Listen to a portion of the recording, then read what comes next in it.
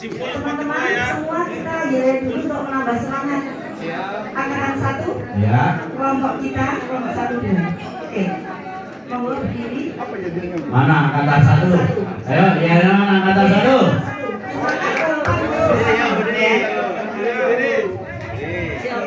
Siap. Angkatan 1. Semangat. Kompak. Lulus bersama. Oke.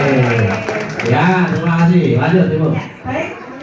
Terima kasih atas waktu yang diberikan. Kami akan memberikan beberapa hal yang mungkin menurut kami bisa. Bapak Ibu, halo. Boleh sambil kerja tapi di silent ya. Kita berikan kesempatan bagi yang presentasi. Ya, lanjut. Sorry.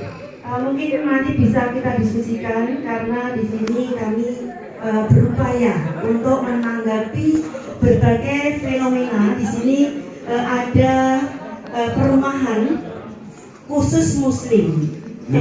Misalnya, nah ini misalnya ada perumahan khusus Muslim, kemudian ada parkir juga khusus Muslim. Fenomena pertama yang ada di masyarakat.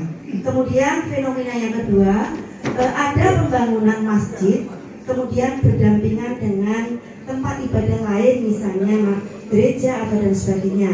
Nah ini pertanyaan seperti ini pasti sebagai masyarakat akan pertanyakan, jika hal ini dibiarkan, kita sebagai masyarakat mungkin pemerintah tidak memperhitungkan mengenai regulasi ataupun hal-hal tentang pembangunan. Nah, otomatis kita sebagai masyarakat, khususnya kita sebagai dosen, pasti ikut bagaimana kita berkontribusi secara nyata, tetapi di sini bisa membangun cara pandang atau di sini dikatakan sebagai moderasi, cara pandang kebaikan yang ada keseimbangan antara cara berpikir yang benar-benar di sini tidak menimbulkan ekstrim. Baik itu gini, kuncinya. Bapak Ibu silakan komentar hal dua kasus ini. Menurut kami dalam konteks tertentu kami biarkan alami, it's okay. Tetapi dalam tataran atau tahapan tertentu kami memandang perlu adanya intervensi atau gimana. Intinya di situ. Bapak Ibu mau biarkan secara alami atau ada perlu intervensi dari stakeholder. Oke, baik.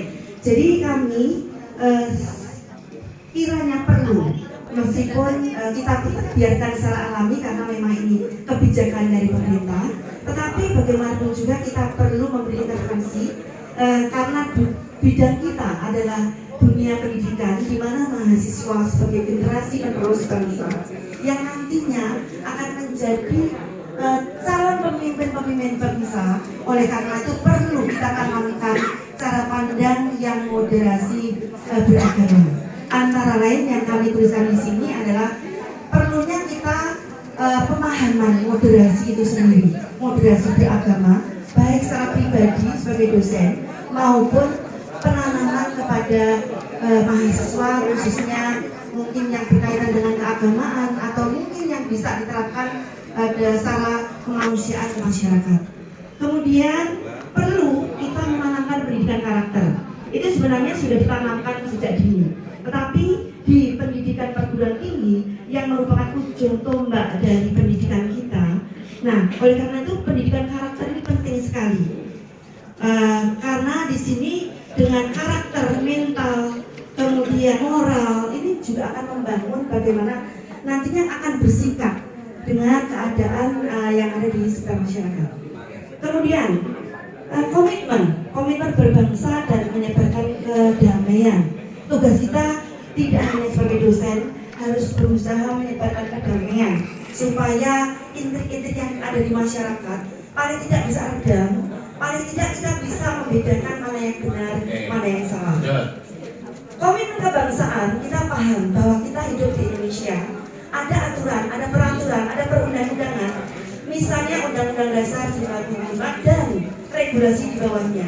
Perundang-undang itu kita harus pahami, kita harus amalkan betapa nilai-nilai yang ada di dalam Undang-Undang Dasar 45 berikut Pancasila ini sangat toleransi terhadap keberadaan beragama. Kemudian menanamkan rasa kemanusiaan, karena bagaimanapun juga kita adalah makhluk sosial, tidak bisa hidup sendiri.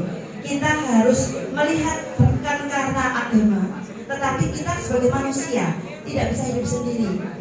Bahkan kita pun nanti mati pun tidak bisa masuk ke liang lahat sendiri. Nah, oleh karena itu kita perlu kerjasama dengan apa? Kemanusiaan. Oke, baik, terima kasih. Baik, saya mau request bisa Bapak atau yang lain. Intinya saya ingin dari tahap 1 ke 2 bila mana alamiah Bapak Ibu biarkan, bila mana Bapak Ibu turun untuk melakukan intervensi. Ayo, kasih dulu kesimpulan tuh. Yo. Jadi gini, kita bangun sistem 5-10 tahun Pak, ya. Karena asumsi Indonesia itu sudah oke. Gereja masif. Ya. Karena dia sudah menjadi budaya begitu, maka sebagai regulator pemerintah hanya melihat gejalanya saja. Ya. Kalau gejala itu mengarah ke arah disintegrasi Ya. atau beragama tertolak atau menyebabkan itu, maka tahap yang berikutnya masuk intervensi dengan jalan menyadarkan pada dasar negara. Ya. Kita lihat evaluasi